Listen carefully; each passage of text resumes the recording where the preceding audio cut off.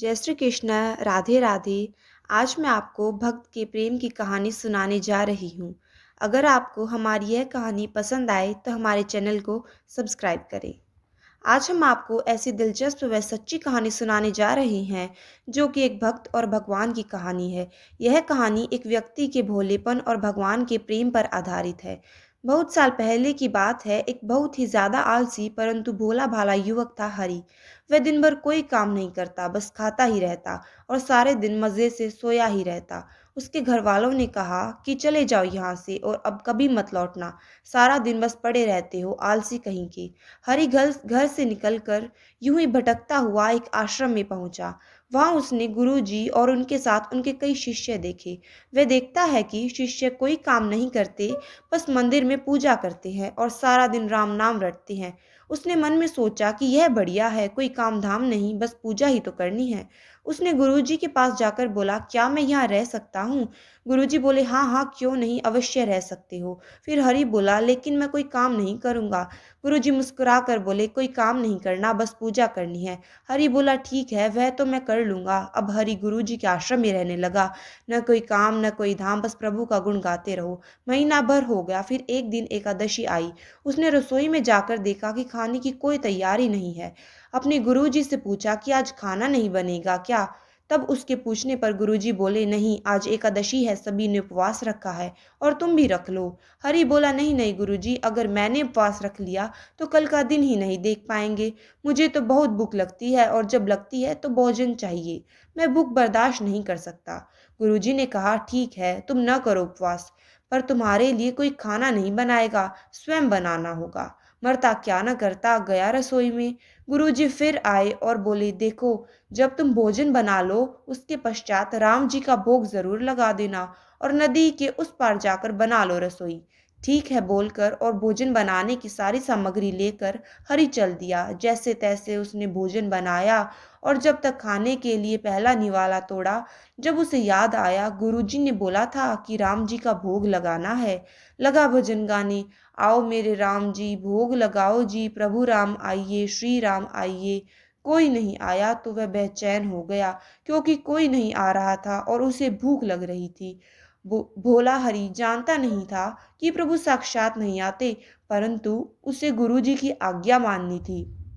फिर वह बोला कि देखो राम जी, मैं जान गया कि आप क्यों नहीं आ रहे हैं। आपको तो 56 भोग खाने की आदत है और मैंने रूखा सूखा बनाया है। श्री राम अपने भक्तों का भोलापन देखकर माता सीता जी के साथ प्रकट हो गए। भोला चिंता में आ गया कि गुरुजी ने तो कहा था राम जी का भोग लगाना है, परंतु यहाँ तो माता सीता भी साथ में आई हैं और मैंने भोजन बस 2 लोगों का ही बनाया है। चलो कोई बात नहीं, खिला देते हैं इन्हें आज। हरि बोला, प्रभु मैं भूखा रह गया, लेकिन मुझे आप दोनों को देख कर बड़ा अच्छा लग रहा है। लेकिन अगली एकादशी पर ऐसा ना करना। पहले बता देना कि कितने जन आ रहे हैं और हाँ, थोड़ी जल्दी आ जाना।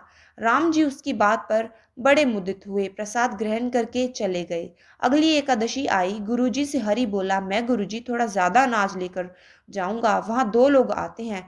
गुरुजी ने सोचा भूख के मारे बावला है, ठीक है, 2 जन का अनाज ले जा। अब की बार उसने 3 लोगों का खाना बनाया। फिर उसने पुकार लगाई, प्रभु राम आइए, सीता राम आइए, मेरे भोजन का भोग लगाइए। प्रभु की महिमा भी कितनी निराली है। भक्त के साथ खेल रचाने में उनको भी बड़ा आनंद आता है। इस बार भी अपने साथ भक्त भरत, शत्रुघ्न और हनुमान जी को लेकर चले। हरि को बड़ा ही आश्चर्य हुआ। एक का भोजन बनाया तो 2 आ गए, अब 2 का बनाया तो पूरा खानदान ही आ गया। लगता है आज भी भूखा ही रहना पड़ेगा। सबको भोजन लगाया और बैठा बैठा देखता रहा। अनजाने ही उसका उपवास हो गया। फिर अगली एकादशी आने से पहले गुरुजी से बोला कि गुरुजी, वहां तो राम जी के साथ पूरा खानदान आता है, इस बार अनाज ज्यादा देना। गुरुजी को लगा अनाज बेचता तो नहीं, देखना पड़ेगा। भंडारे से कहा, इसे जितना अनाज चाहिए दे दो, छुप कर उसे देखेंगे, हरि के पीछे चलेंगे। इस बार हरि ने सोचा खाना पहले नहीं बनाऊंगा, पता नहीं कितने लोग आ जाएं, पहले बुला लेता हूँ फिर बनाऊंगा। फिर टेर लगाई, प्रभु राम आइए, सीता राम आइए, आकर भोग लगाइए। इस बार सारा राम दरबार आ गया, लेकिन यह क्या, प्रसाद इस बार तो तैयार ही नहीं हुआ। हरि बोला, प्रभु, इस बार मैंने खाना नहीं बनाया, मुझे मिलेगा तो नहीं, फिर क्या फ़ायदा बनाने का, आप ही बना लो और आप ही खा लो। राम जी मुस्कुराए और सीता माता जी भी गदगद हो गई। इसके मासूम जवाब से राम जी, सीता जी और लक्ष्मण जी ने मिलकर खाना बनाया। इधर गुरु जी ने देखा खाना तो बना नहीं, हरी एक कोने में बैठा है। पूछा, बेटा क्या बात है, खाना क्यों नहीं बनाया? हरी बोला, अच्छा हुआ गुरुजी आप आ गए, देखिए कितने लोग आते हैं प्रभु जी के साथ। गुरुजी बोले, मुझे तो कुछ नहीं दिख रहा तुम्हारे और अनाज के सिवाय।